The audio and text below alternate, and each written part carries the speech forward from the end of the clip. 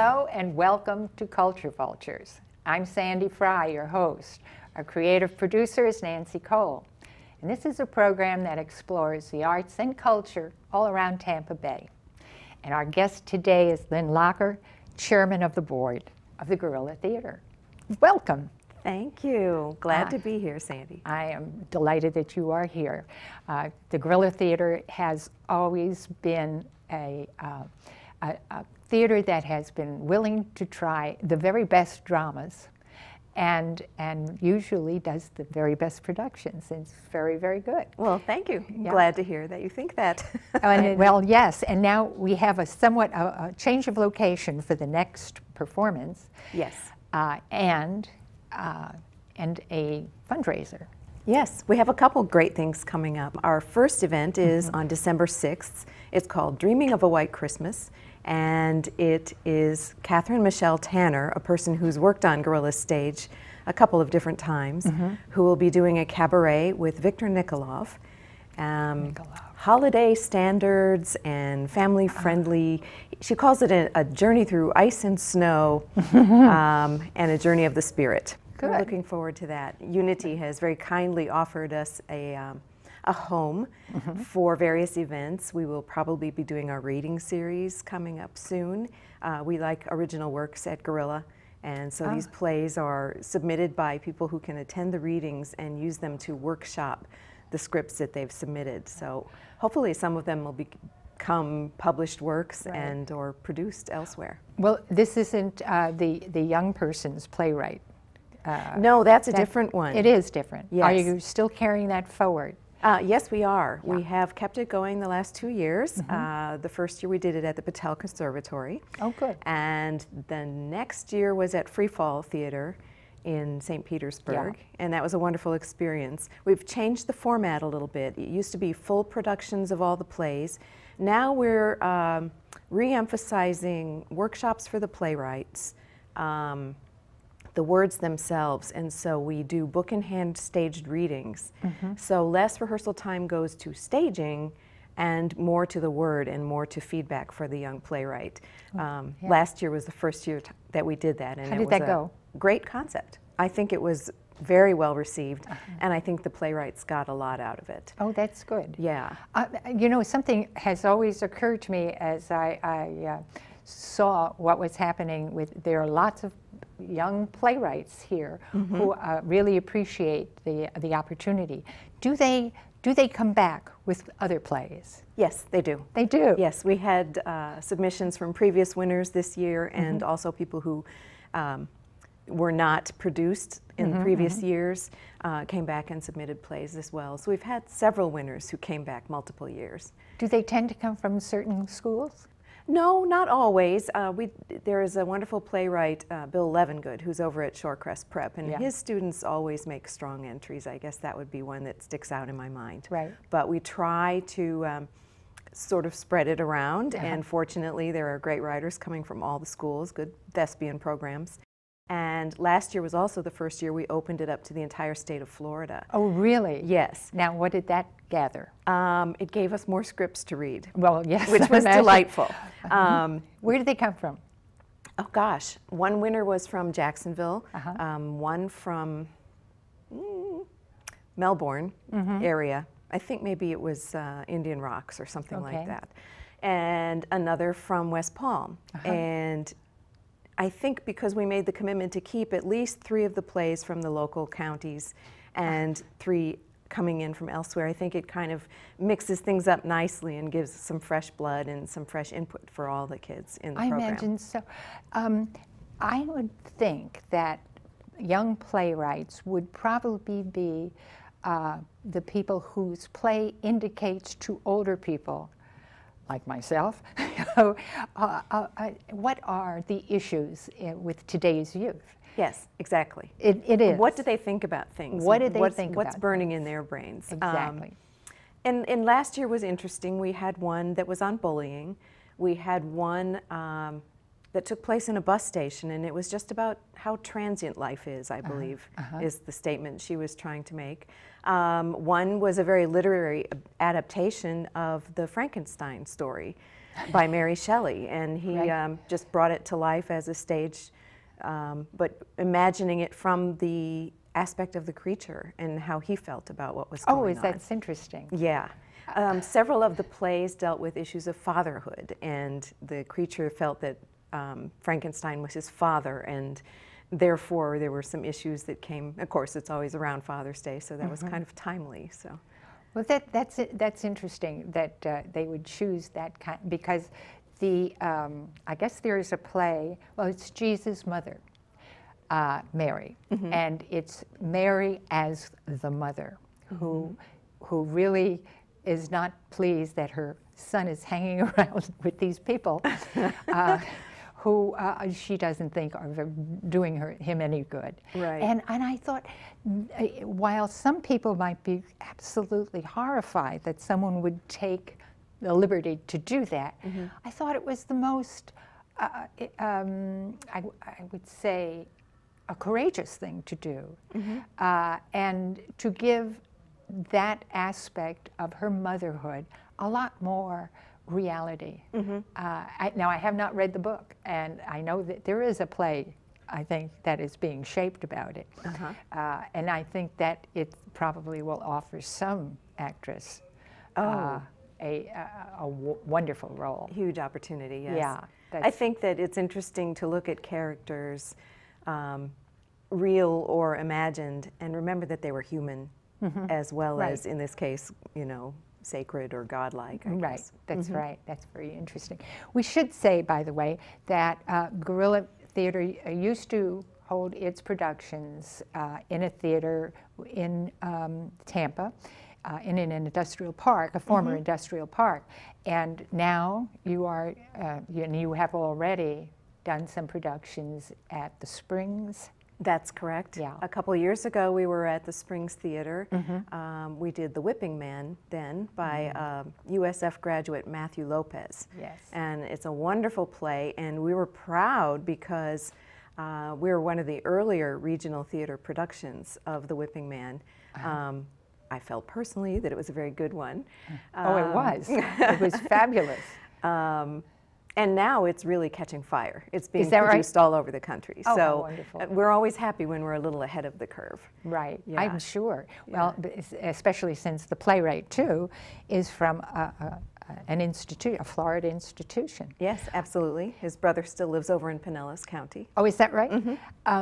It must be difficult to find new plays that are currently being produced, let's say, on Broadway and off Broadway, and have to wait until the either the play closes, does its run, or the playwright gives permission to produce. Does that become an issue at all? It has delayed a production or two. I think Guerrilla's emphasis is not so much what's on Broadway or what's the biggest. Right. We occasionally see a script that we truly believe is a guerrilla theater play, and we'll kind of watch it slip away to another regional theater because the competition can be intense for certain scripts. I think our goal, we love original work, we love perhaps that play that is worthy of attention, that may never make it to Broadway, but should be part of the American repertory, something that people should see, whether it ever makes it commercially or not. And so those will be the ones that are really guerrilla plays, things that are intellectually stimulating, emotionally moving, maybe calls to action, you know, that kind of thing. Right. But occasionally we'll slide in something that was a great big hit as well. Well, it's in that. Does the Springs Theater seat just below 100? Yes. Okay, I know that there I are think it certain could seat regulations more, but you do not fill them. Right, exactly. Okay, that's one thing that I think every smaller theater company has to reckon with. And it may be too that the audience is a lot more intimate, and therefore you can select things whose reach may be just very much intended to reach a small audience, where it becomes something that everyone in the audience can feel is personally directed. I think one of my favorite experiences with Gorilla has been bringing people that go to the I call them the big houses, the road shows, and have never been to a theater, a black box style, New York style theater, and sit with them while they experience it for the first time. Yeah. And I remember one gentleman, I sat with him in the front row, and the minute the show was over, it was the search for signs of intelligent life in the universe. Right. And he turned to me and he just had this light in his eyes. He said, I would follow the Gorilla Theater anywhere. You know, couldn't get over how different that experience was. Oh, well, that's interesting. That's Yes. right. It wasn't that was a female playwright too, wasn't it? Lily Tomlins. Yes. Yes. Absolutely. That's a good one. That's a very good one. Well, you have coming up another good one. And Yes, we do. A new version of it. We're talking about different versions of old classics. Yes. And this is a really old classic. It's Homer's Iliad, but it's called An Iliad. It's by Lisa Peterson and Dennis O'Hare, who co-wrote it, and he was the first person to do it on Broadway. And it's as translated by a translation to the modern language in the vernacular of a translation by Robert Fagles. Interesting. Yes, And it's that it very was produced interesting. in the modern language on Broadway. Yes, or it off was. Broadway. Yes, Yeah. and it's a person who just comes in and starts talking, and he sings some of the old Greek, and he tells the story as he remembers it, and dramatizes some of it, and even inhabits the roles that are in the story.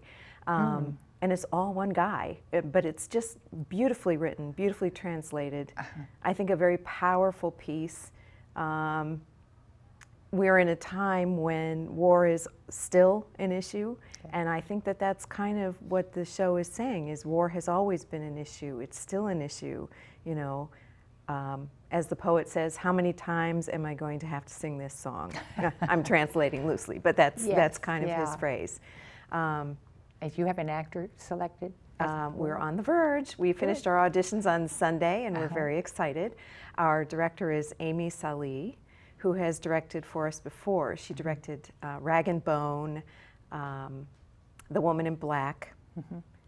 So she's familiar with Gorilla and has done some excellent work there. And she was also featured as the lead in 6 Degrees of Separation, so you would remember her the wife. work as an actress as well. She was very good. Yes. As a matter of fact, everyone was very good there. It was very good I loved production. that show.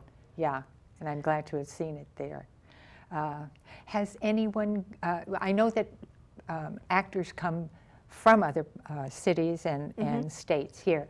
Has anyone who began with the Gorilla Theater gone out and made some splashes? Well, yes. Some have gone on to be playwrights. Some have gone on to be actors in New York City. We have one young lady who was in 6 Degrees. Her name is Madeline Vosges. I have to remember how you say that. Right. And she just went to the Tisch School for the Arts, I believe, at NYU, and is doing film. So people always go on to work at other places. Catherine Tanner, who did Jane Eyre and An Oak Tree, is an equity actress who works all sorts of places. So and she had a dancing sort of yes, doppelganger. She did. Yes, Shana Perkins, who's a local dancer. Beautiful dancer, and well, that was very interesting. An alter ego sort of framing of the story. That's right. Yeah. That's right. Well, that will start in January. Yes, it starts January 10th, and it will be at the Springs again. We're excited to go back into that location. Yeah. You walk in, and it's a big old hollowed out theater building. It is. And you would think, for all of the size of it, that it wouldn't have the intimacy that we were looking for, coming from a very small black box theater, but it turns out that it's a wonderful, wonderful, warm place to play. It is, and you know, it's interesting that you said that, because I think that there are some 100 seats and under, or 99 and under, and it depends on the rise of the theater seats that almost. People are really creatures of habit. If you are sitting on a rise of seats like that, it probably will be at a football game. But you had that kind of reaction to what's going on in the field. And it's much more intimate and will be very effective with an intimate kind of play if they are in the round. Yes. We saw, that wonderful, I can't remember the title, but it's like Horses, the one that came from Britain. Yeah, it was War Horse, wasn't it? War Horse. Right. I knew there was a war somewhere, but they weren't interested in that. They were interested in the horses. Yes. And in New York performance, it was really a perfect vehicle for that particular play because it was almost 2/3 of a round. Yes. And actors tended to move in about 5 different directions, and things were going on all the time that I think that probably was a very clever staging and suggested so many possibilities that were going on too. So that was there is that element when you are visiting a new venue and you are thinking about all its possibilities. Absolutely. Now, who do you have to help you think of that? I have an intrepid board of about 5 people right now, and we do all the work on a volunteer basis. All of our artists, however, are professional. They are paid. And we're just passionate to keep the Gorilla moving forward and keep producing excellent theater. I think we've taken a little downtime to make sure that the quality of our work will always stay the same, even if it's less frequent. And hopefully we can get the word out that Gorilla is alive and kicking and still going to bring some great things to the Tampa Bay area. Good. I hope it does. Yeah, we're excited. There has been, I think, over the last year and a half, a movement between Tampa and St. Petersburg to extend a friendly hand. I guess that would be the best way to describe it. In the museums of art and fine art in St. Petersburg now have over the bridge nights where people from St. Petersburg are invited to be guests and vice versa. And it really has opened up, I think, a much broader view of everything, and this tendency to stop thinking in categories in which things are boxed, and there was very little, I think, interaction until recently.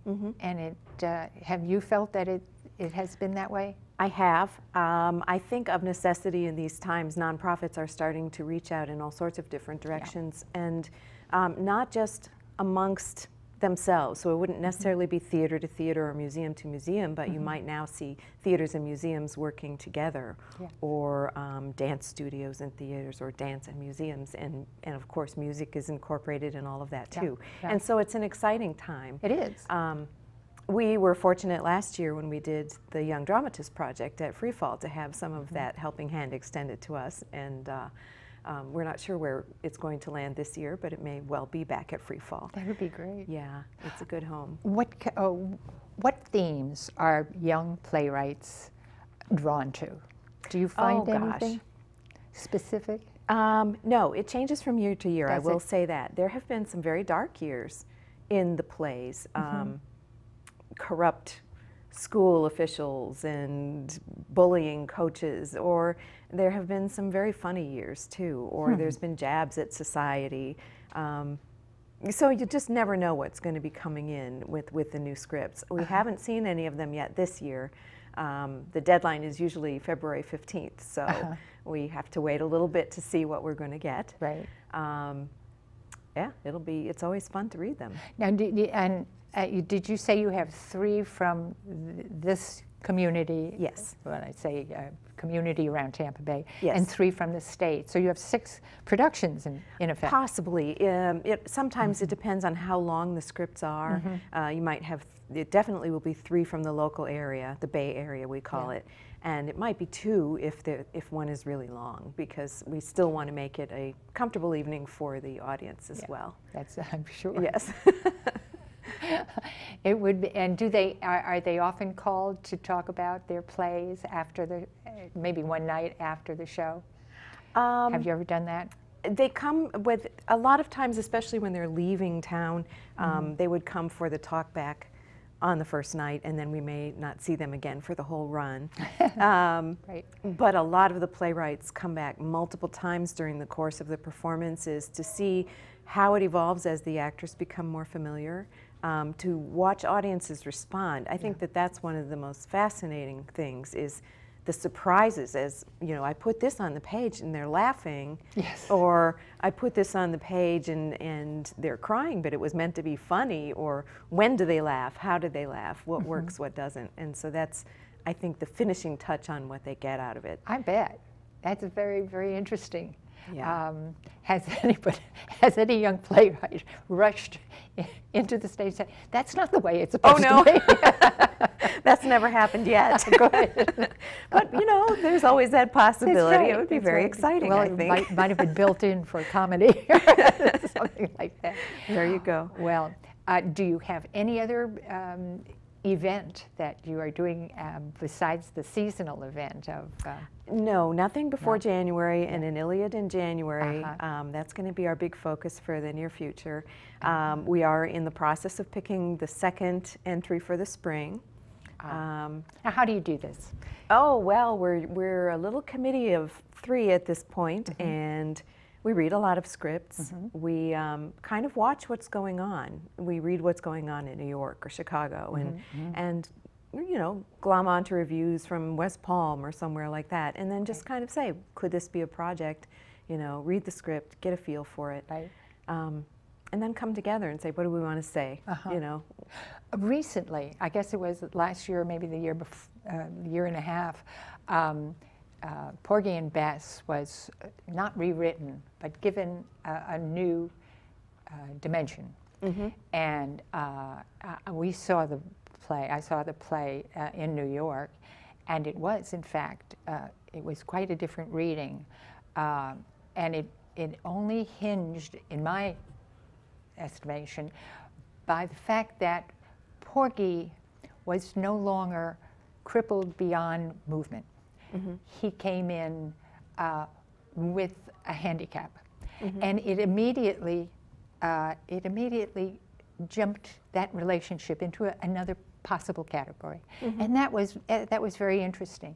But what was more interesting, I thought, or as interesting, was that a playwright wrote a letter, or actually an essay, and I think it was published in one of the New York papers, about how people shouldn't do that, tinker with other people's work.